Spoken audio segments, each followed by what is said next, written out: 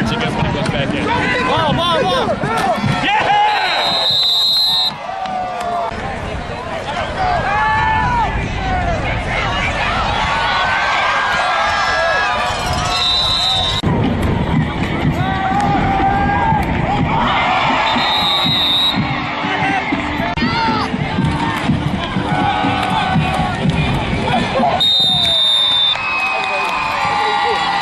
Number 34.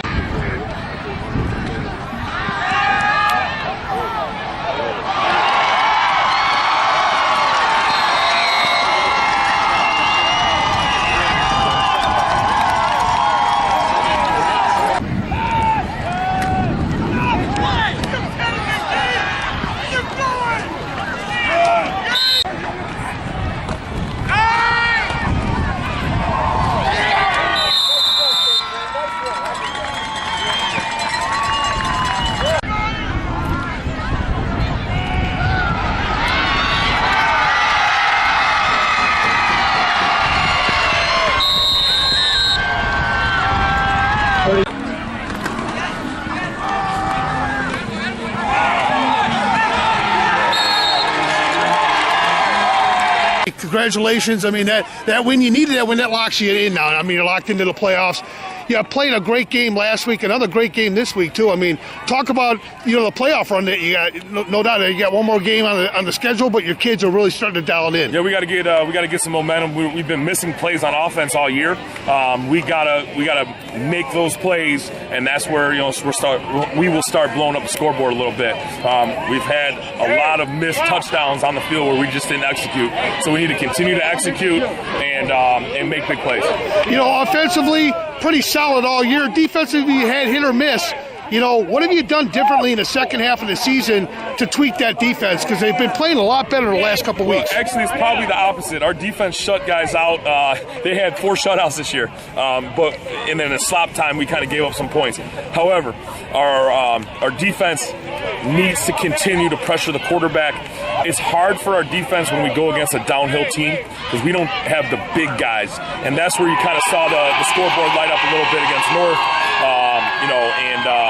That was the most points we've given up this year is 28, even though we left a couple touchdowns out on the field offensively. So, we have a pretty good group of guys. We're pretty healthy right now, we've been working in the weight room harder than ever during the season. And, once we get in, we get some momentum, we have a chance.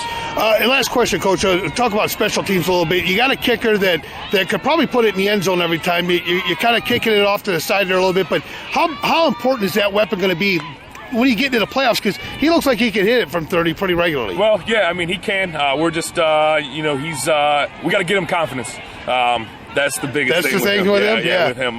He's just a kicker. He doesn't play any other sports. We found him in school last year as a sophomore. That was the first organized sport he ever played was football last year as a sophomore, and he's the kicker this year. So you think that's a good weapon, though, because in the playoffs, it may come down to a 1.2 point game. Yeah, definitely. And, we've talked about possibly working on a field goal in a live game situation if we've stalled out. And, we do it in practice every day, but it's a little different under the lights. It's a little different when we got to execute the first time as opposed to practice where you could do it over. Coach, talk a little bit about tonight's game. I mean, they got up on you early, but you did battle back. You got back into the game offensively. You scored right there at the end of the half to bring it within a couple of scores. Didn't really look like they laid down at all. The East, you had some opportunities. Just turnovers seemed to be the Achilles heel today for you. Yeah, I mean, we had a couple of crucial turnovers. Defensively, we got a couple of picks there in the third quarter, and we weren't able to capitalize them on offense. We moved the ball, but we'd make a mistake here. They brought a lot of pressure tonight. We knew they were gonna. That's their format on defense. Bring as much as possible, make you deal with it.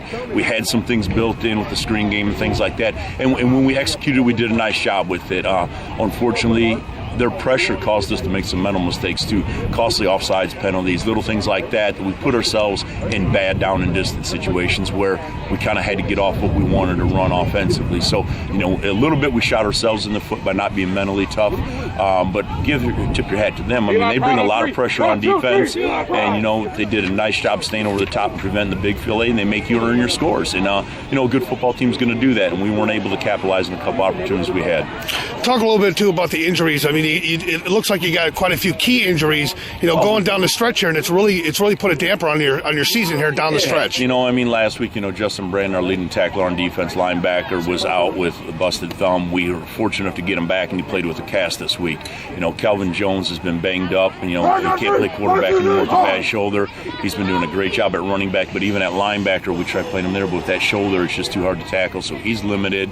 Gill's out, too. Gill's been out the last 2 weeks, so we lose another running back, and, he could be another guy who could play linebacker for us. So, it's really at those same positions, too. So, we're thin. There's no doubt about it, and, we've had even injuries throughout the week where guys have been banged up, and we're only getting a day or two of practice trying to get them ready for Friday night. So, our prep time hasn't – what's there has been very good, but I don't think there's been a week the last 3 weeks where we've had a full roster from Monday to Friday. Right. We're getting guys ready for Friday night. Last game next week, what do you hope for the kids, and what would you like to see out of them? It's unfortunate this team has the record it does, because you look at the teams they played, and with the exception of the Bolingbrook game, Oswego, North, East, these are all teams with 6 wins right now, or 7. And you're in the game. And we're in every game. Right. And we're in every game. And Minooka, we let that slip.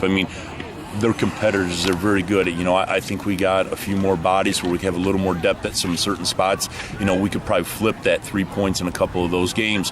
They're that close. It's unfortunate that, their senior year, they're going to come up short of their goals. But the way they compete and their attitudes, they're going to come out next week and they're going to play. They're going to want to win their last game, and we're going to prepare as if it's a playoff game or if it's a Super Bowl state championship type game, because it is. It's our last game, and we want to go out, and I want those seniors to go out winning. Talk about number 31 too. I don't know his name, but Ryan Fitzpatrick. What a great little back you got there. And he was a blessing. He moved to us right at the end of the summer, and once the IHSA cleared him to play, we inserted him. He was a safety, more tailback type of kid, but we needed a fullback. Junior, senior. He's a senior, unfortunately. So, we taught him fullback, and I'll tell you what, he's the best fullback we've had in the last 3 years here. He does a phenomenal job, not just blocking, but, when he gets the ball in his hands, he runs hard. Right. And he's going to give you 110% every day. Now, there's a kid, I wish we would have had him in June, and we could have had him implemented right away week 1, but, by week 3, he really stepped in and has done a fantastic job for us.